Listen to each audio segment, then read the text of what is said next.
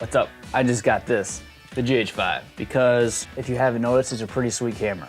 I've owned the GH4, I've owned a lot of other cameras. I own the A6300, I've shot on the A7S2, A7S2, and then some of those cameras have a really good image, especially the A7S2. I mean, just unbelievable image.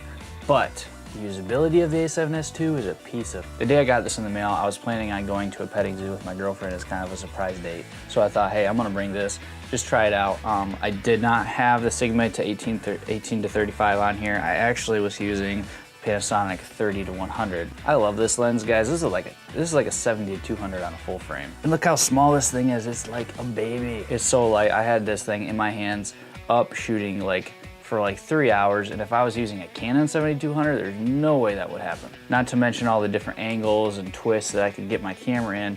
If I had a big long lens on the end of it, that would have never happened either. The IBIS on this lens, in-body stabilization, coupled with the camera's in-body stabilization, which would get the dual IS system, is unbelievable. I mean, for instance, I was in like a bus driving like a safari ride, and I was like shooting and getting stuff while I was moving, like usable, sharp photos and also some great video. And when I was shooting it in 4K 60, I could slow it down, and I was getting some like pretty decent B-roll on a really shaky moving bus, which I would never be able to do on any other system. The sharpness on this lens is really good. I love it, and it's weather sealed, so this is gonna be like my go-to outdoor shooting lens coupled with the 12 to 35. The Sigma is nice, like it's a very, very fast, I mean f1.2, that's very fast when you're using the adapter. And by the way, I'm using the Ultra, the Metabones Ultra.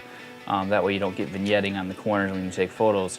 But it's a great lens, but it's just heavy. Like I don't really see myself doing a lot of run and gun with a lens that would be heavier than this. This would be kind of like the maximum amount of weight I would want to carry. Now, if you're thinking about this camera and you've owned a GH4, I just want to tell you right off the bat, this camera is nothing like the GH4. I mean, the usability and everything on the outside is the same, but everything on the inside is totally different. The image you're getting is completely different than the GH4. Yes, it's still gonna struggle in low light, but it's worlds better in low light than the GH4. I mean, the image just blew me away. 4K 60p and the 4K 24 and all that is just as good as the A7S2. I don't have vlog, so I can't test the dynamic range with that, but the video is impressive, and to be able to have 120, 180 frames per second HD is also really nice. For photos, I was just as equally impressed. I will use this as my main stills camera. I mean, you might look at the GH5 and be like, oh, 16 megapixels on the GH4, 20 megapixels now on the GH5.